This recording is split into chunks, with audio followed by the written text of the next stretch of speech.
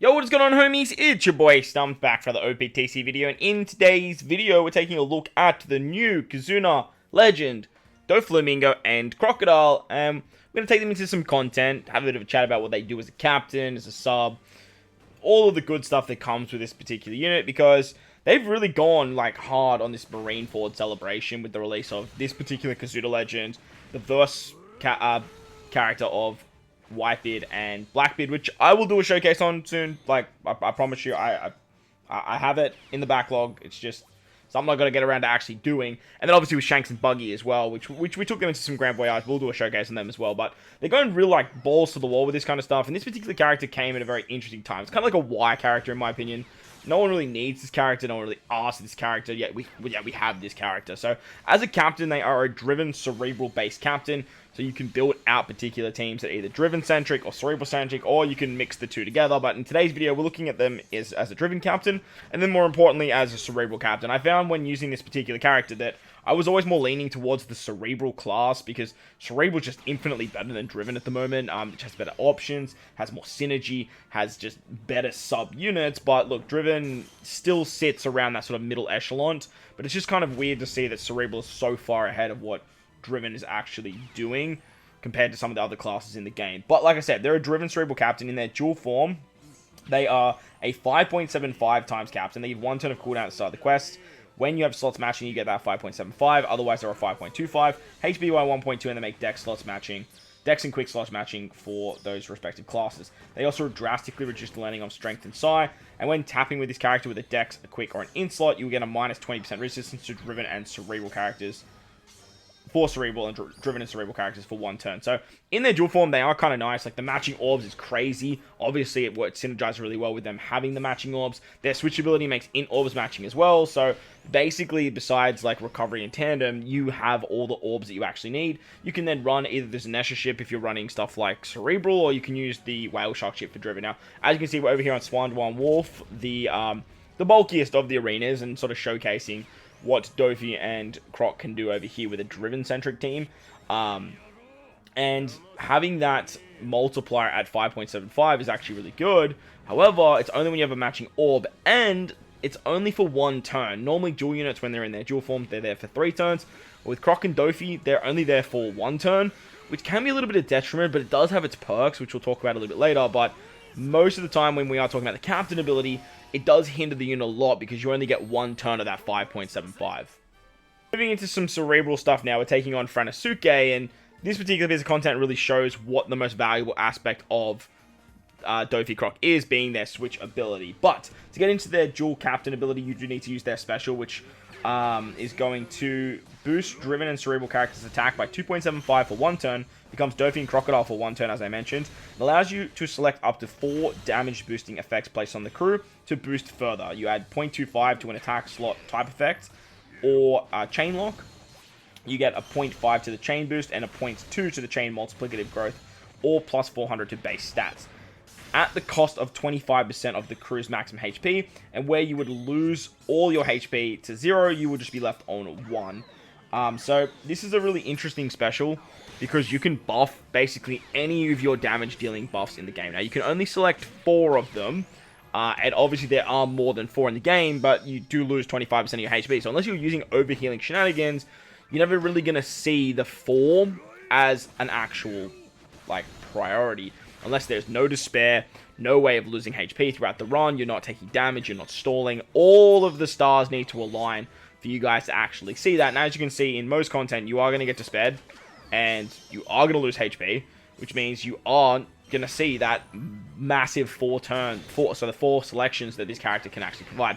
On top of that, they're driven cerebral. Like, they're not on a class that is going to be exceptionally powerful, where this ability is very, very cool. But it is nice that you can basically say, no, I don't want to select anything, just like there. But all in all, like, their captain ability, their special, doesn't provide any utility, doesn't provide any extra fun stuff. It's just literally damage output, big numbers, resistance down, which can be good, but in today's era, you ain't running a dual unit for your big damage teams anyway. The resistance is like a pseudo super class, which is nice to see, but again, it's just a shame that you're only in that dual form for literally 1 turn. So you can't really carry that over or have multiple turns of burst. Now, in big damage stages like Super Boss Kazuna and whatnot, you're only going to need that one turn. So, like, I can see them being very good in stuff like Kazuna, Super Boss, 10-star, or possibly Super Boss, where you can use their 4 selections to the maximum of their ability. We'll have to wait and see when that actually comes around. All in all, I don't actually dislike this character. I do think they are quite interesting. They are a bit of a fun unit. However, they're nothing special. They're like, well, special probably a bad word. They're nothing like insane that you have to get your hands on. Let this character come to you because there's nothing really mind-blowing about what they're actually trying to do. In their single forms as well, they are a little bit lackluster as well. So with Doflamingo as a captain, he gives the minus 10% if you tap with a Dex or an Int orb, and he applies the minus 10% for Driven. And then CROC has the same ability, but it's for a Quick Orb, Quick and Int, for minus 10% Cerebral Resistance. So you only get the 20% in their dual form. That's what I mean by this is kind of not like a great addition when you're in your single forms. They're only a 5 times captain for the respective classes as well. Both boost Driven and Cerebral, which is nice. But their switch ability does help them out quite a bit. Their switch ability gives themselves a matching orb.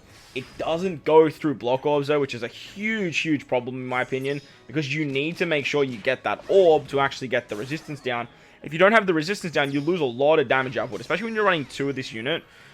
You lose so much damage. Now, we live in a hybrid meta, I do understand that, and most of the time you won't be running 2 of this unit anyway, so that's not really going to matter too much. However, for this particular video, like, I definitely felt that I struggled quite a bit when using this character if I didn't have an orb, and I had to be switching quite frequently to make sure I got that particular colored orb on the captain, so that way I could actually get that resistance down. They also heal 5% of the crew's maximum HP, which is nice for their special. Like, if you do use their special and you lose 25%, you can build that back up with their switch abilities, which is quite nice. And then they also reduce 1 turn of bind and special bind, as well as making in-orbs have matching slot effects. Now, as you guys saw against Arena Franosuke, we actually used the super swap of Crocodile and Doflamingo to remove the bind on our sailors. So that's a very good switch ability. As well as this particular run against Doffy 2, we don't use the Nami special at all. Nami removes special bind, but we actually don't need it because we have units that resist special bind, and then Doffy and Croc with their switch abilities are actually removing it for us, which was actually really cool. I thought it was a pretty good showcase of what this particular character can actually do. But all in all, the synergy and the fluency of this character actually worked so much better when I was building out Cerebral teams. Against Sanjuan Wolf, I tried to make it like a focal point not to use Cerebral and just focus on Driven. And the amount of options I had, and maybe it was just the way my brain works in terms of like Cerebral being one of my favorite classes, I was always drawn to, oh, this character would work, but they're Cerebral, they're not Driven. And I would always have to then move away from that option because I was really trying to hone in on like actually using Driven. All in all, it is nice because you can use both, but I feel like when you are using this character, you'll pretty much just be like funneled into using Cerebral more. And because of that, I kind of wish they just did more just for Cerebral. Just take out the Driven aspect completely and just go like balls to the wall with Cerebral. But that's just my personal preference speaking. Having the dual classes is quite nice. So with their super swap as well, after 4 turns, you can use their super switch, which gives the crew a full board of int slots, which they also make matching. 10% of your maximum HP is healed, and then remove 3 turns of bind and special bind. The super swap with this character is ridiculously good. Like, it's a very powerful super swap. Bind and special bind are 2 of the most annoying abilities to get around, and when characters actually cop those particular effects, it is very annoying. The downside to this is that this particular character doesn't remove special bind themselves. I wish that they removed the special bind, or even bind as well, like removing those effects that their switch ability removes, just to increase the potential value of this character as a sub. But all in all, we have seen how well those particular switch abilities age. Stuff like Luffy and Zoro, their particular super switch ability removing special bind and bind was so goddamn valuable. I think Shiroshi Mantrey V2 actually did the same thing. An incredibly powerful switch ability. So it is nice to see these particular switch abilities coming back into the fold because they are incredibly valuable and very donice to have when you do have characters that have like 5 turns of special bind, but you need 6 or 7 or even 8 nowadays. And then just using Croc and Doffy, call him Kofi, to just remove the rest of it for you, so that way you can actually get that ability. Having a full body in slots obviously works great with their captain ability, and that synergy is quite nice. As a Sailor, they boost Driven and Cerebral's base attack by 100, and they make Driven and Cerebral's Dex and Quick slots have matching slot effects. So as a Sailor, I definitely can see some play with this unit, but remember, you then lose all the resistance because you're not using them as a captain, and that sort of wonkiness of the character sort of falls out.